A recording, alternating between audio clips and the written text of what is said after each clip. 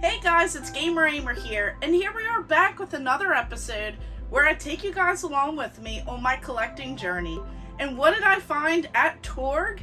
At this awesome video game convention that I went to in Ohio. That's right, I found some more GameCube games, and everyone there was super helpful. They were able to make some great deals on these games that you're about to see. So let's go ahead and jump into it. First up, I got one of my favorite video game franchises, Tony Hawk's Pro Skater 4. This was such a classic back in the day. I love the soundtrack of pretty much all of these games, and just playing these awesome games back in the day was like such a blast. So this one introduced something really cool where you could go ahead and do the whole skitching, where you would grab onto the back or like bumper of a vehicle to help pick up speed, and you would just like go around. Now I remember like playing this so much, and that's what I would spend like so much time doing in these like little skating sessions. But I really enjoyed like the college, the zoo, the carnival, the shipyard, London, Chicago. They just had some really cool levels, like different areas to go ahead and skate. And this was like really on top of this whole, Tony Hawk Pro Skater jam. And then they had Underground afterwards. Just really a blast and a great time. Anytime that I play these games, and going back and playing 1 and 2 on the PlayStation 4, that was such a throwback, and I had such a blast live streaming that. So make sure you guys stay tuned, because you don't want to miss out some of these live streams that I do. But this one I would have to say is a must-have in any collection. Then next up, this is another throwback. We have Nickelodeon's Rocket Power, but this is Beach Bandits. So I love this cartoon. I love pretty much any of like the Nicktoons that they had back in the day. But this one was so much fun with all the classic characters. You had Otto, Twister, Sam, Reggie. You just have like these extreme sports. So you're found, going around with this like beach that's essentially gone. And you get like this whole hockey stick when you're on foot. You do get roller skates, skateboards, bikes. It's just really a blast, and I just had such a fun time playing through this. So I'll have to give it a go nowadays and see if it really holds up to this day, or see if it's more of like that nostalgia kick.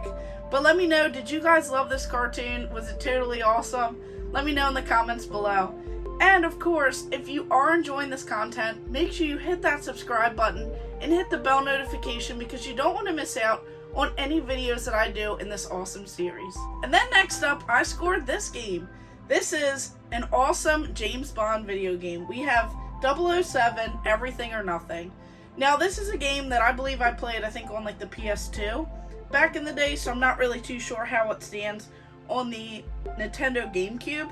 But I loved Nightfire, I would have to say, is one of my favorites around this whole time. But this one is such an action-packed shooter. But what they did was they took out this like no aiming, and they have this whole auto lock. So I do remember this one being a little bit more like strategic as you were going through. But there are tons of vehicle sections. So I remember bikes and cars and helicopters, and just having like this jam-packed action in a video game. And I really love this entire franchise, but I would have to say that Nightfire is probably one of my favorites. But this one was also a lot of fun too. And then on to Legends of Wrestling. This game really did not hold up as, some of the other ones around this era. I love SmackDown Shut Your Mouth. I love Here Comes the Pain. I had so much fun with those PlayStation 2 wrestling games that having Legends of Wrestling, it just felt a little bit different. Yeah, the roster was pretty good because you had all of these legends, as they call it. It is 1 to 4 players. But it's just not as fun as some of my favorites. So it is like a slight upgrade, I would have to say, of like the N64 wrestling games. But other than that, I just don't think it holds up with some of the PlayStation 2 games. So this one, I'll have to see what the second game is like, because I don't remember playing that one. But we'll have to see if I can find that one for this set as well. Then on to SpiderMan. You cannot go wrong with these awesome SpiderMan games. These are such classics. They really like shaped how everything moved through in those awesome Spider-Man games today. So this one was, of course, one of those movie tie-in games. So it was great at the time. I thought it looked amazing, especially like the 3D cityscapes. So I love how like everything looked outside when you had all of this like open area, and it felt pretty good too as you were like, you know, moving up the walls and buildings and you're just moving across the city.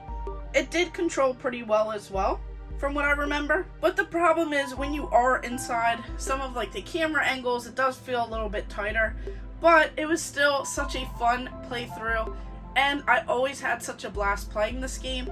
So I can't wait to go back and, you know, go through some of these ones and see how they still hold up. But I remember this one feeling awesome, looking great, and just playing well. Then on to Dead to Rights. So this one is a very interesting game. You have one good cop, one very bad situation. So I felt like they did a lot well in this game. So it's pretty much like a darker tone of a game. It is a shooter. It's very mature rated. So I thought that that was interesting, having that on, you know, the Nintendo GameCube. But you pretty much get to move through your enemies pretty quick. So I do like that. I like how everything's like quick paced. There's just so many like explosions and different things that you could do in here.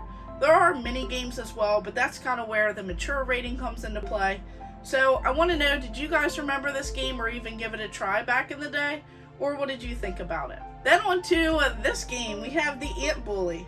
So this is one that I don't really remember too much about. It's only a couple dollars. I don't even remember this movie, but there is a free movie ticket voucher inside. So I thought that that was pretty interesting because, you know, some of these like tie-in games, tie-in movies, a lot of them just aren't done extremely well. So I would probably not even spend that much time playing this unless someone told me that it's pretty good. But maybe I'll go back and watch the movie and see kind of how it holds up. But it's not one that stands out to me. But on to Disney's Cars. These games are actually a lot of fun, and as you kind of get, you know, I think it's like the third one, that was actually a great game. A lot of fun. Love this whole entire franchise. I love Disney Cars. I love the movies. Just the characters in here, the voice of the characters is really cool that they did that too. So I think that that was definitely a great, you know, job that they did with that. But I love how you can have these like customizations in here. It's like this whole open world, and this one is a lot of fun, even though this is a pretty inexpensive game as well. Finding Nemo. This was a fantastic movie. So because of that, I would have to say that playing this game back in the day, maybe a lot of people are more so nostalgic for the movie itself, but it does kind of take some of the footage from the movie in those cutscenes.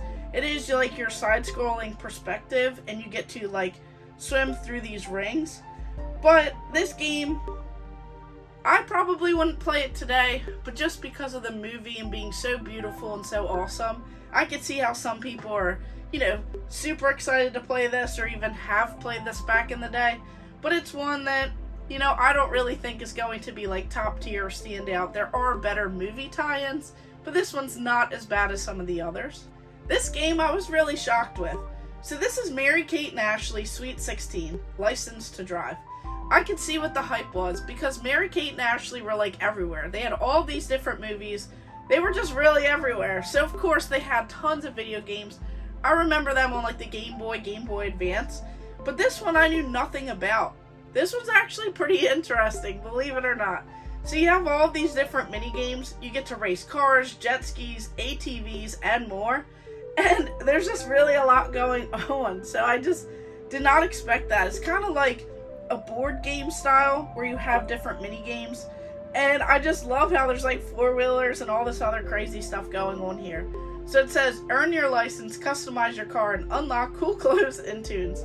So these would have been those games that, you know, people got or families got because they had multiple people playing on. So this would have been something that they tried to get to make everyone in the family happy. But I just did not expect it to be what it was.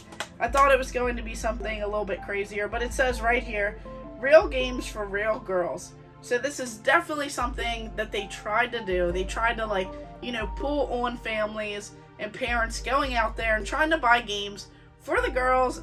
But I would have to say that this one is a lot better than a lot of the Barbie games that they had back in the day. You do a lot more than just customizing and glitter and glam. There's actually a lot going on in this game, so don't sleep on it. And then last, I picked up this one right here, MVP Baseball 2004. So another sports title, but this can be cleaned up pretty well. Has a little sticker on here, and it is complete, so you cannot go wrong with that. And I met it with so many great people, so many fans of the channel, and even some awesome people that I've dealt with in the past, been to other conventions at, as a guest. And everyone there hooked me up with these games, so I got them all for pretty reasonable prices and pretty cheap prices. So you definitely cannot beat that, as I'm trying to go for a full GameCube set and every game counts. So here we have it, adding 11 more games into the set here. Sports game, some movie tie-in games, but then some pretty decent ones. I would have to say the ones that stand out the most would be Tony Hawk's Pro Skater 4, Rocket Power Beach Bandits, 007 Everything or Nothing, and SpiderMan, and maybe Dead to Rights. So there are tons of games here, and there's so many more on my list, so I can't wait to see what comes next. So make sure you guys comment below on which games you really enjoyed out of this stack here, and if there's any that I need to find right now. Maybe next time I go out to the store or like another convention I have to look for, but you guys let me know which games are must-haves in a GameCube set. And of course, thank you guys for watching. Make sure you like and subscribe. Go ahead and check out all of my other videos and stay tuned for more.